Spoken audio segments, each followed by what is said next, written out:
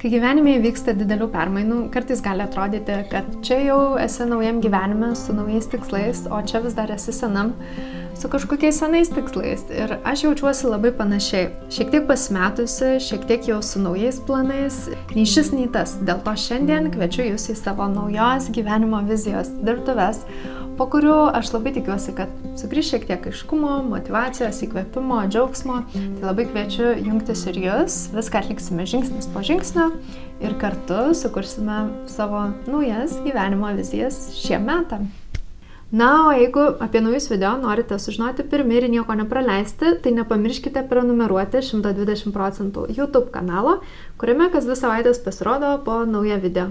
Šiandienos gyvenimo vizijos dirbtuvėms mums reikės muzikos, lentos, didelio popieriaus lapo, priemonių spalvinimui, klijų, žirklių, kompiuterio, laisvo pusdienio.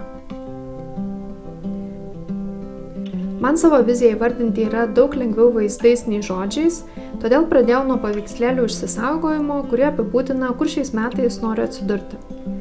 Surenku vaizdus, kurie nusako galutinį metų rezultatą. Kaip jaučiuosi, kur esu, ką veikiu. Stengiuosi apimti visas savo gyvenimo sritis. Svarbiausia, kad čia atsidurtų tik tai, apie ką mane mintis džiugina ir nevargina. Kai surandu bent kelis paveikslėlius, kurie patinka, tada einu į More Ideas, kur Pinterest jau už mane parenka, kas gali tikti šalia. Čia galima atrasti gerų perliukų.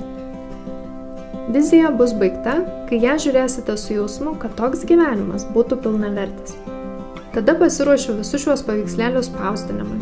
Man patogiausia yra naudoti naršyklės priedelį, kuris leidžia pasidaryti tokį didelį Pinterest visos lentos screenshotą nuo viršaus iki pat apačios. Tada su Photoshopu pašalinu tekstą, bet tai tikrai nėra būtina, darykite viską taip, kaip patogu yra jums. Ir voilà, turiu visą savo šių metų viziją popieriuje. Paprastai po šio žingsnio viską, ką atsispausdinau, jau kabinčiau ant vatos lentos ir tuomet visus tos vaizdus versčiau tikslus į užduotis ir savaitės ritualus.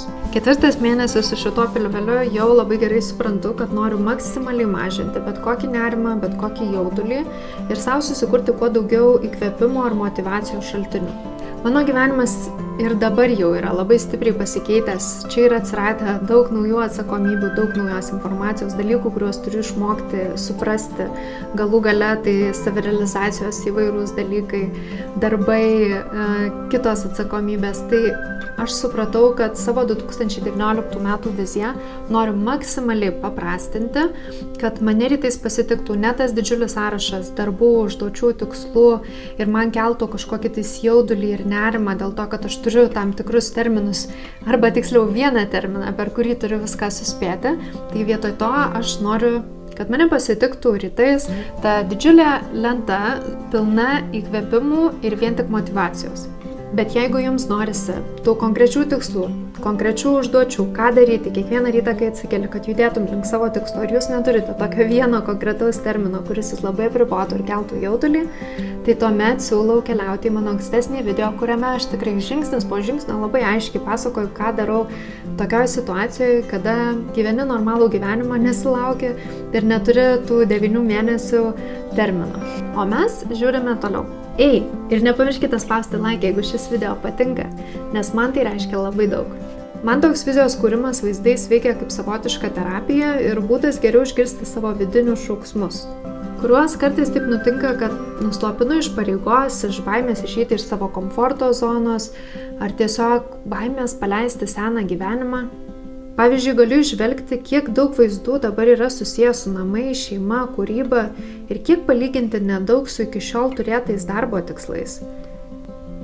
O viduje tai tas vidinis konfliktas, nes aš dar nenoriu atsisakyti to savo profesinio identiteto, vis dar nenoriu palikti savo darbų, nenoriu dar ir vyrui visko ant pečių tik tais vienam palikti.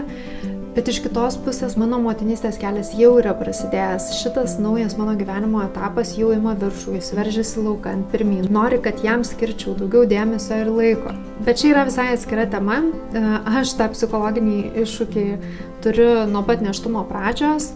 Bet tai yra labai geras pavyzdys, kaip žiūrint į žmogaus viziją, galima įvardinti jo vidinius troškimus, kuriuos kartais galbūt nuslopina ta mūsų racionalioji pusė. Ir jeigu mes pradėtumėm nuo tikslų susirašymo, o ne nuo vizijos, kartais galėtumėm tokius dalykus tiesiog praleisti, nes rašytumėm tikslus, kuriuos mes kaip ir turėtumėm turėti, nebūtinai tai, ką norime turėti. Dabar pasižiūrėkite į tuos vaizdus ir suraskite savo metų raktinius žodžius. Peržiūrėjus savo metų vizijos vaizdus, aš atradau tokius: vertės ir prasmės kūrimas, kūryba, ramybė, roadtripai, laikas sau, tvirti ir gilūs santykiai, lizdelio sukimas, lėtas gyvenimas, motinystė, lengvas ekstazinis gimdymas, moteriškumas ir tekanti energija. Tuomet aprašau vieną dieną iš savo vizijos, ką veikiu, kaip mano raktiniai žodžiai atsispindi toje dienoje ir surandu dainą, kuri tą emociją tik dar labiau man sustiprintų.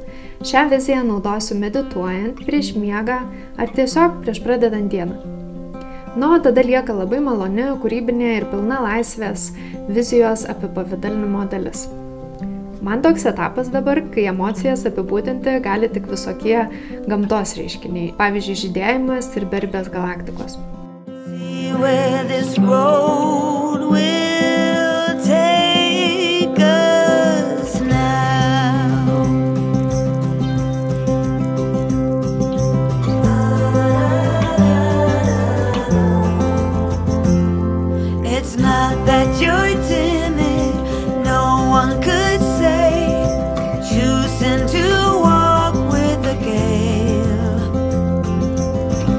Shall we call us hobos per se?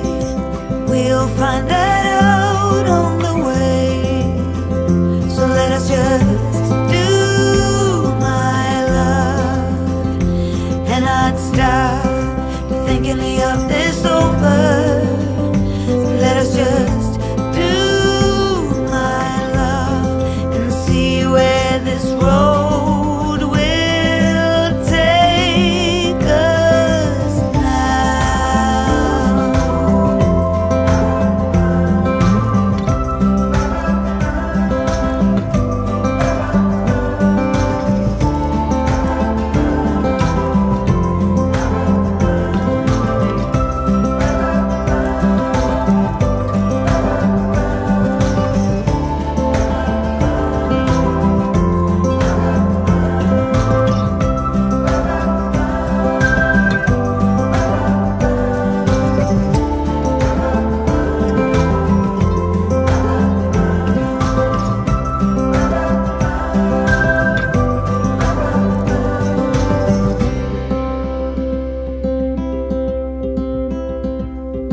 I've never been known for my cautious side. I know the wind that I stir is a gale.